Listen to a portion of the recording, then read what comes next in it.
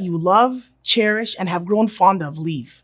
Whether they pass on, move away, or are no longer in a relationship with us, the pain of their departure is difficult to bear. Separation and loss can sometimes leave us feeling so empty, lost, and broken that we just can't see a way out. There is a woman who experienced such a tremendous test of separation, yet through her trust in Allah, she taught us how to move forward. Meet Hajar alayhi salam.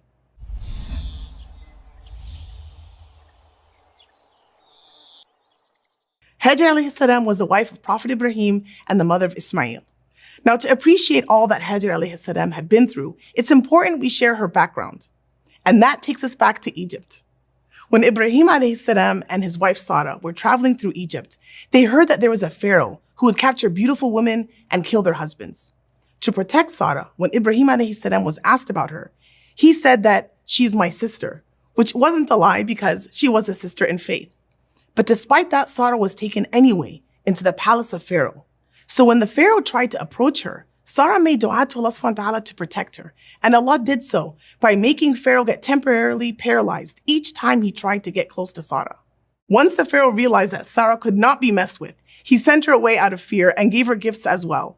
One of those gifts was Hajar alayhi salam, who was at that time a handmaiden in the palace of Pharaoh.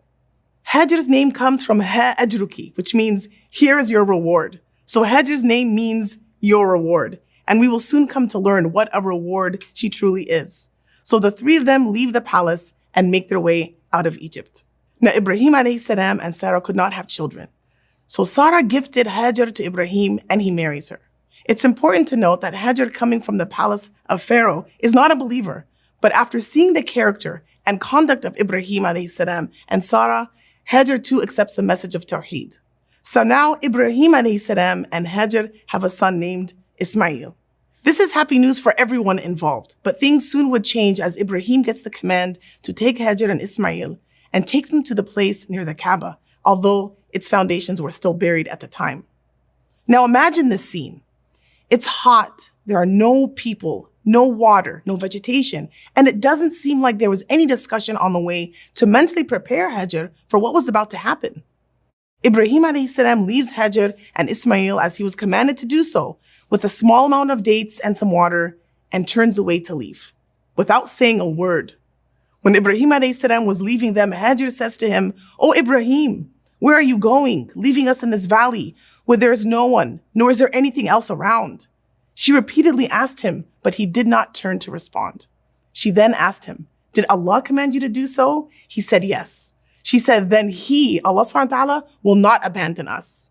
This separation was painful and a mighty test for both Hajar alayhi salam and Sayyidina Ibrahim alayhi salam, but they were both following the commandment of Allah subhanahu wa ta'ala. For Hajar, the test is massive, as she was left alone in a harsh environment. And from Ibrahim's perspective, this test was especially difficult since he had waited for so long to have a child. Ibrahim alayhi salam then walks away, and when he is out of sight, he turns around and makes dua. He says, "O Allah, I have settled some of my offspring in a barren valley, near your sacred house. O Allah, so that they may establish prayer. So make the hearts of believing people incline towards them, and provide them with fruits, so perhaps they will be thankful." Ibrahim alayhi salam makes his dua and leaves. Now Hajar shows us what it means to have husn al-dhan, or giving benefit of the doubt, because for her to even ask the question of "Did Allah command you to do this?" shows that she is thinking, there must be a good reason for Ibrahim alayhi salam to do what he is doing. And secondly, Hajar shows a great optimism in Allah subhanahu wa ta'ala when she comes to the conclusion that Allah would not abandon her.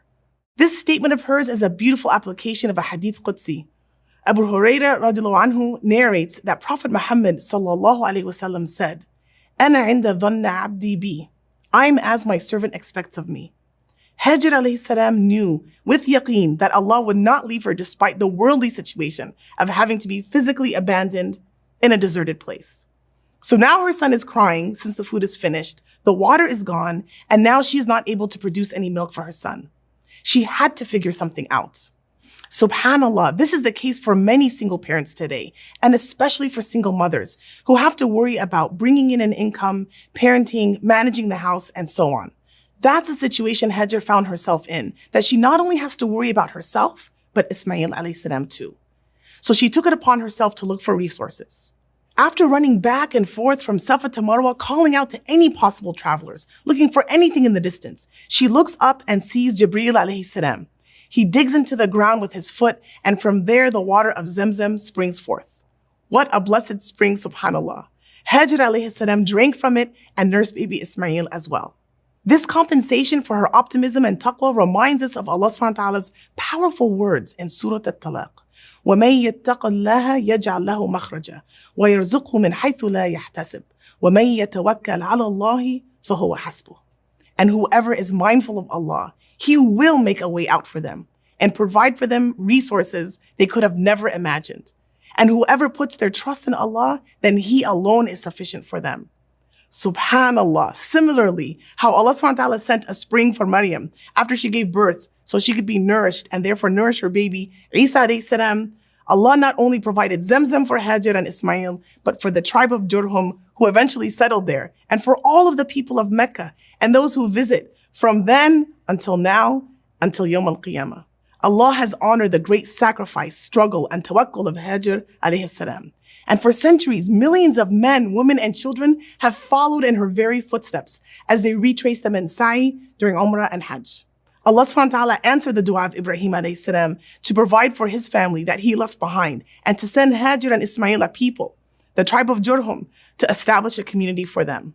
Look how Allah subhanahu wa ta'ala tested this faithful single mother with such hardship, and look at the reward of her faith, trust, and her patience. Hajar's reward, her ajr, is so massive and long-lasting that we follow in her footsteps today, adding to her scale of good deeds with every step taken on that blessed path between Safa and Marwa. Hajar alayhi salam taught us that people we love may come and go in our lives, yet Allah always remains.